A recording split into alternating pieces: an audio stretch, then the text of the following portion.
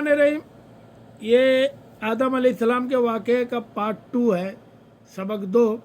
जब वो मिट्टी लेके अल्लाह के बारगाह में हाजिर हुए तो अल्लाह उन पर बहुत खुश हुआ और उनको एक ख़ास जिम्मेदारी दी कि इंसानों की रूह तुम निकालोगे।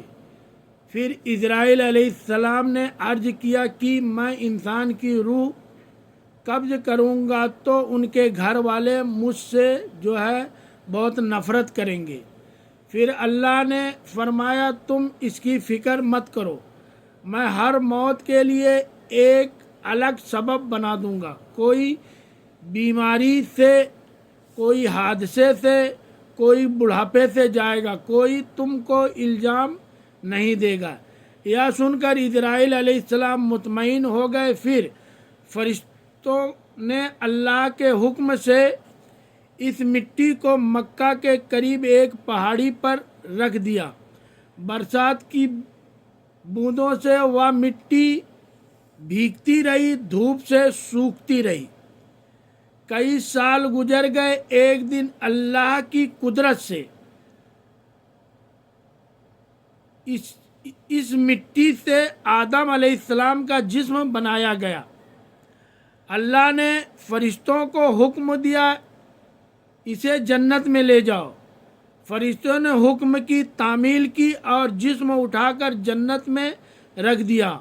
वहाँ वह जिस्म तवील अरसे तक बेजान पड़ा रहा। फरिश्ते उसके करीब आते और कहते यही होगा अल्लाह का खलीफा ज़मीन पर। मगर फरिश्तों का सरदार अजाजील, जो उस वक्त शैतान नहीं था, वह हंसता और ताने देता और इस जिस्म को मजाक उड़ाता। वह सरदार था, इसलिए कोई भी उसके सामने कुछ कहने की हिम्मत नहीं करता। फिर एक दिन अल्लाह ने अपने चारों अजीम फरिश्तों को बुलाया।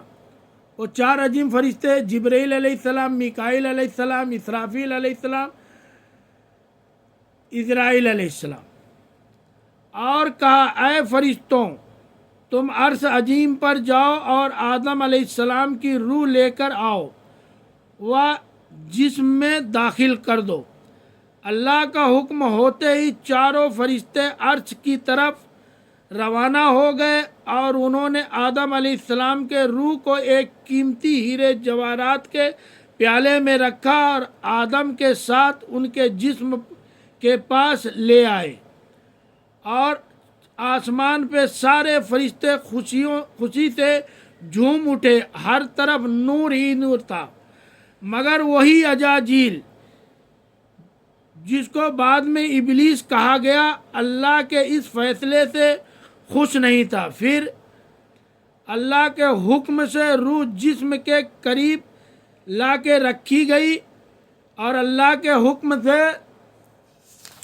हुक्म से फिर जैसे ही रूह जिस्म को छुआ तो जिस्म में जिंदगी दौड़ गई, यानी जिस्म में जिंदगी दौड़ गई। आंखें खुल गई, हाथ पांव हरकत में आ गए और जिस्म जिंदा हो गया और वह धीरे धीरे उठ कर बैठ गए।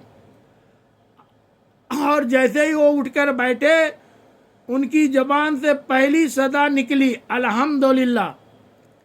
यह कलमा सुनकर अल्लाह बहुत खुश हुआ।